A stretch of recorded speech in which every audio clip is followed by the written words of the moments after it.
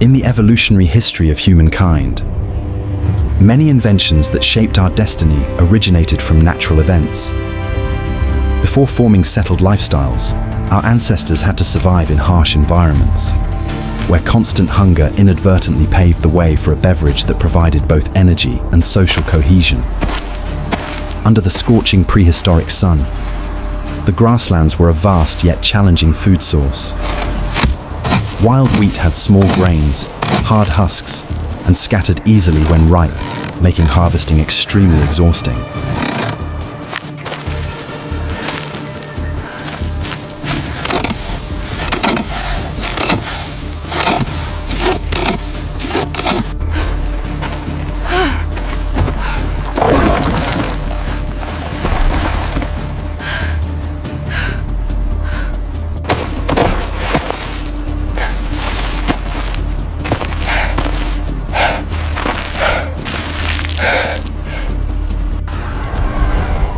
Using stone sickles to cut grain marked an important milestone. Humans had learned to craft tools to extract energy from plants. But they were not the only ones competing for this starchy resource. Large flocks of birds fiercely competed, even posing direct threats, turning life here into a survival battle where every grain was precious.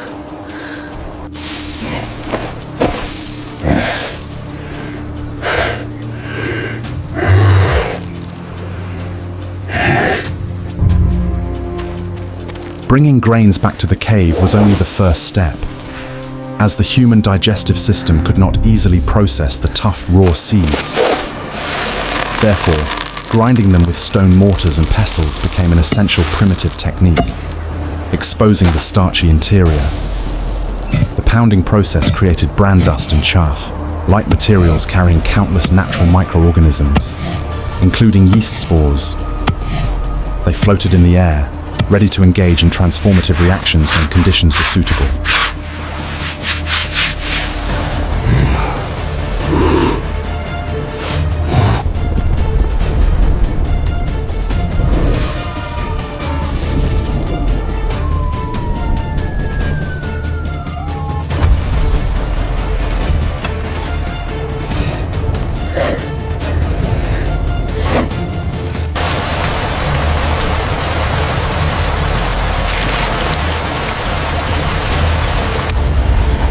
When a sudden storm arrived, humans hurried to protect their food, demonstrating awareness of communal property. Collecting all the grains and chaff into a rock cavity and letting the rainwater flood, it seemed disastrous, but unintentionally created the perfect environment for an important biochemical process. Water dissolved impurities, and the broken starch became a rich nutrient source for microorganisms, setting the stage for the next pivotal event.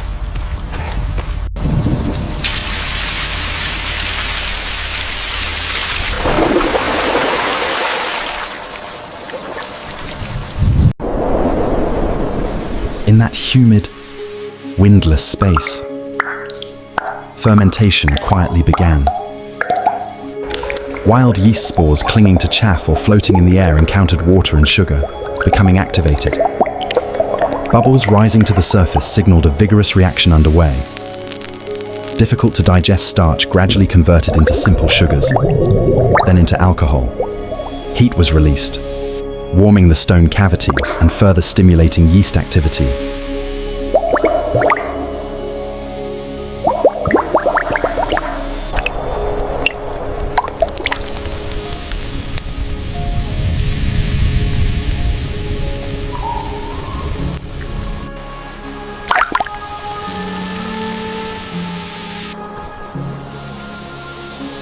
The aroma that spread was not a sign of rot, but the characteristic fragrance of ripe fruit, something primate brains were highly sensitive to. In the darkness, a fermented beverage rich in energy, safe to drink, and neurologically active was silently being created.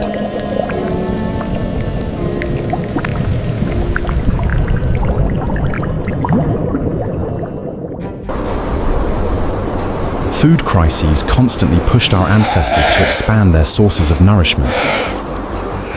When hunger outweighed fear, humans were forced to try things that seemed dangerous. The strange scent from the stone cavity did not attract the hunter by chance. Evolution made primates extremely sensitive to volatile compounds, signals of overripe fruit, rich in sugar and energy. This was the origin of alcohol consumption, a survival advantage gained from finding naturally fermented fruit.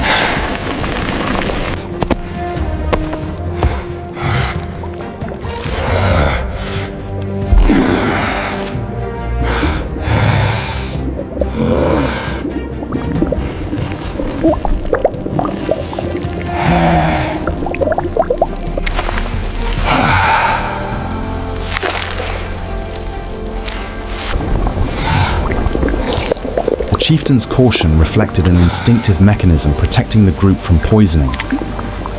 But sometimes an individual's daring leads to pivotal discoveries. Upon tasting it, the hunter sensed sweetness and the gentle warmth of alcohol. More importantly, this liquid had been pre-digested by microbes, making it safer than untreated water that often carried pathogens. His body reacted immediately, blood vessels dilated, his face flushed, his heart beat slightly faster, and a sudden burst of energy surged through him.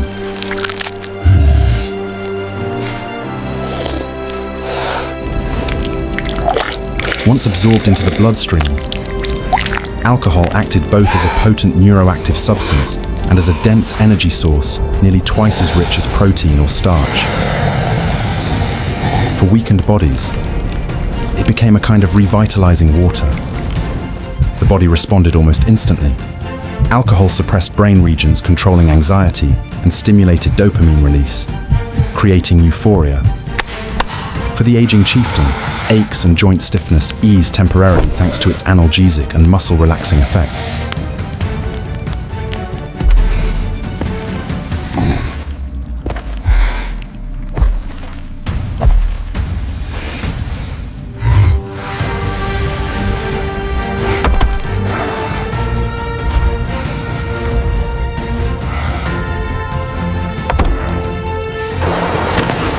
In this heightened state, his act of drawing on the cave wall was significant. It reflected the link between altered consciousness and the capacity for abstract thought. When psychological barriers loosened, imagination was freed. The image of an animal was no longer just a hunting target, but a spiritual symbol.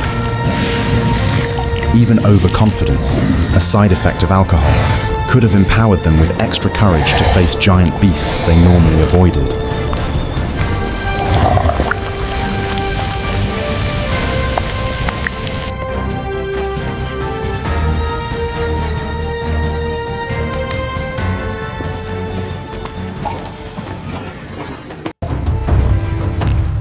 With alcohol coursing through their veins, the hunters entered the primal forest with altered senses.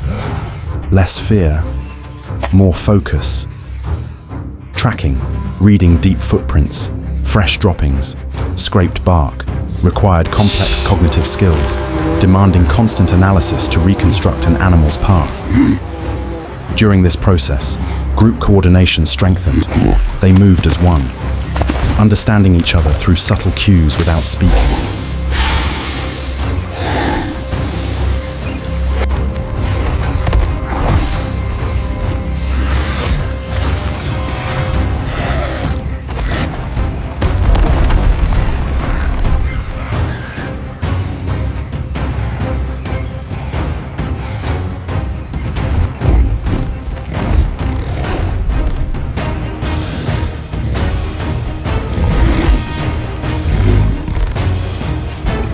But alcohol was a double-edged sword. Balance and fine motor control declined slightly, shown when one hunter nearly stepped on a snake. Yet the leader's quick reaction demonstrated that survival instincts and experience still guided them. They pushed deeper into danger, fueled by liquid courage, confronting the giant prehistoric boar, a creature like a raging tank dominating the forest.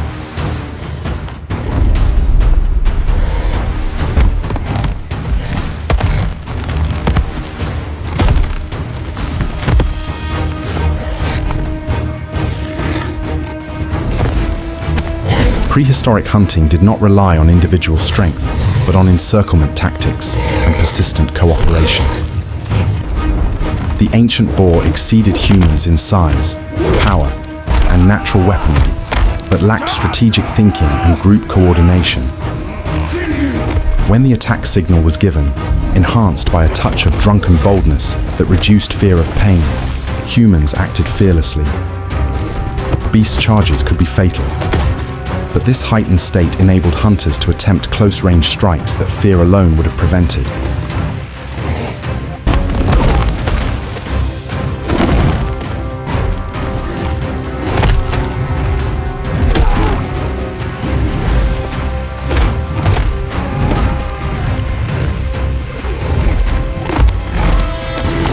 Wooden spears, though primitive, became effective when aimed at soft tissue. The tactic of strike and retreat, taking turns to draw its attention so others could attack, displayed a high level of social organization. As blood loss weakened the creature, it was forced to retreat.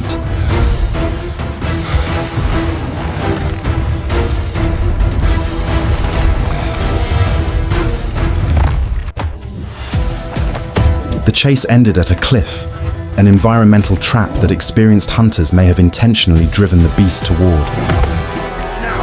Cornered, it became more dangerous than ever. But intellect triumphed over brute force. Combining stone throwing from above with a blocking formation below illustrated spatial reasoning and strategic use of terrain. The chieftain, though slower, chose the perfect moment to deliver the decisive blow with a heavy rock.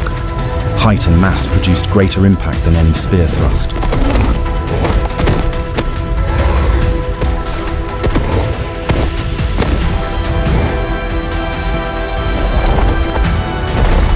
When the beast fell, it was more than the death of an animal.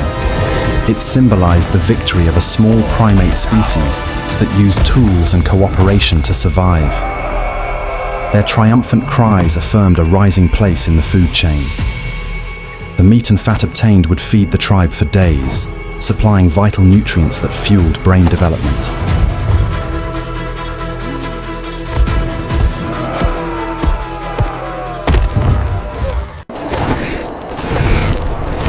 Fire was humanity's first great invention. Now fermented drink had become the second, joining together in this sacred evening. But the feast was not only about eating. The appearance of fermented water in the ritual of dividing meat marked the beginning of culinary culture and early spirituality. When the chieftain poured alcohol into the fire, a blue flame burst forth, merely the burning of ethanol.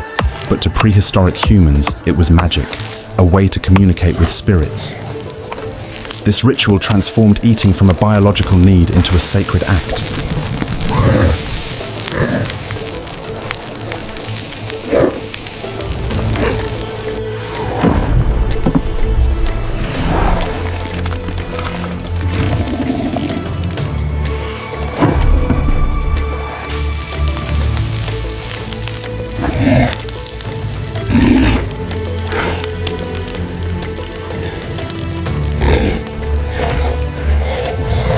Tensions from hunger quickly faded.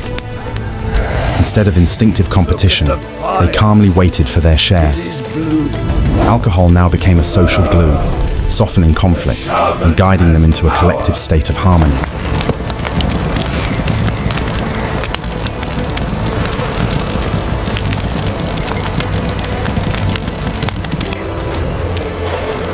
As night fell under a star-filled sky, the combination of alcohol and the feast triggered joy and connection. Dances, clapping, and rhythmic stomping were not mere entertainment, but ways for the community to synchronize emotions. Drinking together, getting drunk together, and dancing together blurred the boundaries between I and we, strengthening trust and cohesion. This formed the foundation for larger, more complex societies in the future.